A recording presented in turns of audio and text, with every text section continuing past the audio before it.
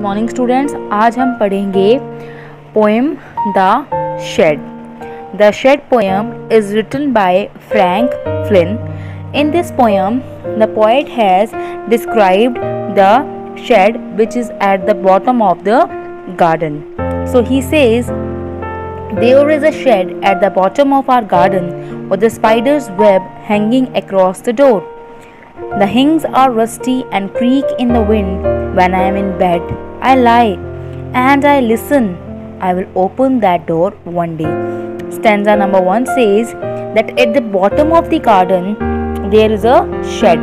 कि जो एक बगीचे के नीचे वाले हिस्से में एक शेड है और उस पर क्या हुआ है, उस पर एक शायद एक मतलब जो स्पाइडर है उसका जाला सा लटका हुआ है.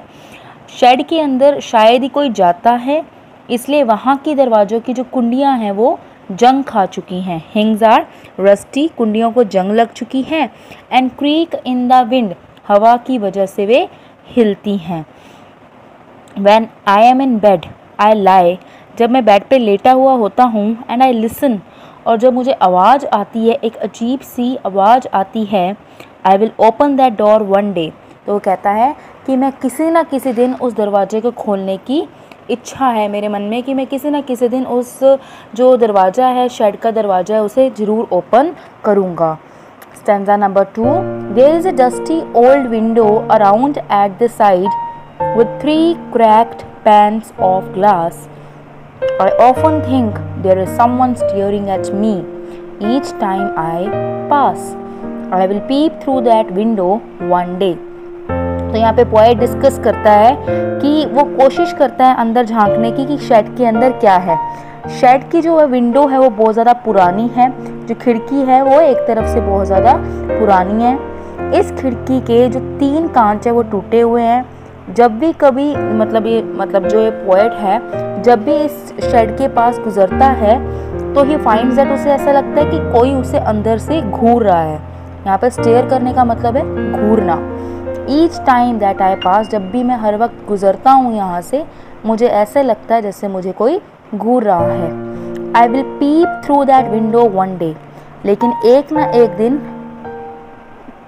कि यह जानने के लिए कि वहाँ पे कौन है, टू फाइंड आउट कि वहाँ पे कौन है पर्सन अंदर. पोएट विश करता है, पोएट इच्छा ये कहता है कि उसकी एक इच्छा है कि वो ज़रूर शेड में अंदर झांकना चाहता है कि कौन है अंदर. My brother says there is a ghost in the shed. मेरा भाई कहता है कि शेड के अंदर एक घोस्ट मतलब भूत है. Who hides under the rotten floor boards, जो कि उसे वॉर्न करता है पोएट को कि मैं शेड के अंदर ही हूँ. And if I ever dare to set foot inside, और अगर मैंने गलती से भी वहाँ पे जाने की कोशिश की तो वो मुझे, ही विल जंप आउट, बाहर आ जाएगा. And chop off my head, मेरा सिर काट देगा. But I will take a peek one day, लेकिन मैं फिर भी वहाँ अंदर जरूर देखूंगा. तो मतलब जो पोएट है अब तक वो दोनों ही है. दोनों ही क्या है, दोनों ही बातें हैं उसमें. एक तो वो डर भी रहा है, ठीक है, और वो क्यूरियस मतलब एक्साइटेड भी है वहाँ पे जाने के लिए, क्योंकि वो चाहता है ये देखना कि अंदर है क्या. लेकिन जो उसके ब्रदर की वर्डिंग है उसे डरा रही है कि पता नहीं मेरे साथ क्या ही हो जाए, हो सकता है वो सामने वाला पर्सन जो घोस्ट है वो मुझे मार ही दे. I know that there is not really a ghost. जानता हूँ कि घोस्ट नहीं होते. My brother tells lies to keep the shed for his den. मेरा भाई मुझसे झूठ बोलता है क्योंकि वो अपना जो शेड है वो डैन के लिए यूज़ करना चाहता है. मेरा भाई जो है वो मुझे वास्तव में इस शेड से दूर रखना चाहता है. There is not anyone steering or making strange voices. वास्तव में ऐसा कोई है नहीं जो मुझे घूर रहा है या अजीब सी आवाज़ें निकाल रहा है. And the spider has been gone from his web. Spider भी, मकड़ी का जाला भी वहाँ से अब जा चुका है.